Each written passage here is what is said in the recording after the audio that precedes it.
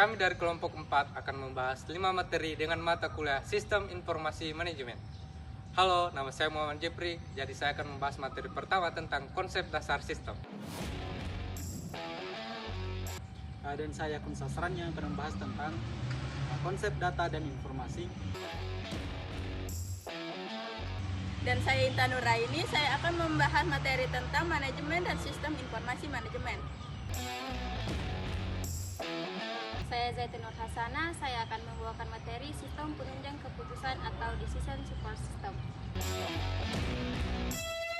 Saya Juwita, saya akan membawakan materi tentang peran database dalam sistem informasi manajemen database. Langsung saya ke videonya. Baik, di sini saya akan menjelaskan materi bab pertama, yaitu tentang konsep dasar sistem. Kita masuk di pengertian sistem. Jadi sistem adalah kumpulan elemen yang saling berkaitan untuk mencapai tujuan tertentu.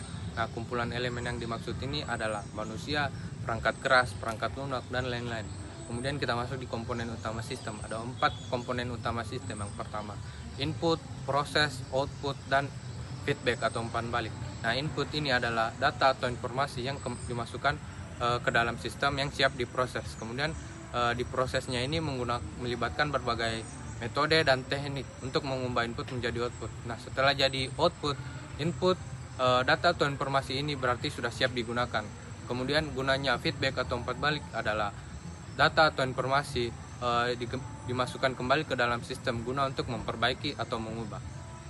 Baik, di sini saya akan menjelaskan tentang konsep data dan informasi, di mana data itu adalah sekumpulan fakta atau angka yang belum diolah, sedangkan informasi itu adalah sekumpulan data yang sudah diolah, dianalisis, dan disajikan dalam bentuk yang mudah dipahami oleh seorang manajer sehingga dia dapat mengambil keputusan berdasarkan data tersebut. Nah, sebelum data tersebut berubah menjadi informasi, dia melalui berbagai macam tahapan. Di sini terdapat 4 tahapan yang dilalui sebuah data sebelum menjadi informasi, seperti pengumpulan data, pengolahan data, penyajian data, dan terakhir data tersebut kemudian didistribusikan kepada pihak-pihak yang membutuhkan. Baik, saya akan menjelaskan materi tentang manajemen dan sistem informasi manajemen. Nah, jadi sistem informasi manajemen ini biasa disebut dengan SIM, yaitu sistem yang mengumpulkan, mengolah, menyimpan, dan menyebarkan informasi yang diperlukan untuk mendukung fungsi manajerial dalam suatu organisasi. Nah, dalam SIM ini ada 4 komponen yang perlu kita ketahui. Nah, yang pertama itu ada perangkat keras atau hardware. Yang kedua itu ada perangkat lunak atau software. Nah, yang ketiga itu ada data dan prosedur. Nah, yang terakhir ini ada yang namanya pengguna. Baik, di sini saya akan menjelaskan tentang decision support system atau sistem penunjang keputusan. Adalah sistem informasi yang digunakan untuk membantu proses pengambilan keputusan dalam kondisi yang kompleks dan tidak terstruktur. Terdapat 4 manfaat dari decision support system. Yang pertama itu ada meningkatkan kualitas keputusan. Yang kedua, mempercepat proses pengambilan keputusan. Yang ketiga, mendukung pengambilan keputusan, dan yang keempat, meningkatkan kolaborasi. Baik, di sini saya akan menjelaskan materi tentang peran sistem database dalam sistem informasi manajemen database. Kita masuk ke pengertian sistem database. Jadi sistem database adalah sistem yang digunakan untuk menyimpan, mengelola, dan memanipulasi data secara terstruktur. Sistem ini memungkinkan pengguna untuk mengakses dan mengelola data secara efektif dan efisien.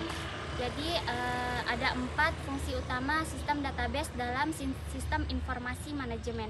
Yang pertama itu penyimpanan data, dan yang kedua ada pengelolaan data, yang ketiga ada pengambilan data, dan yang terakhir ada keamanan data.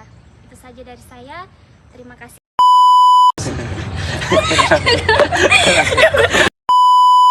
Assalamualaikum warahmatullahi tentang peran sistem data. Dan saya Semoga bermanfaat. Sekian dari kelompok kami. Akhir kata, Wassalamualaikum warahmatullahi wabarakatuh.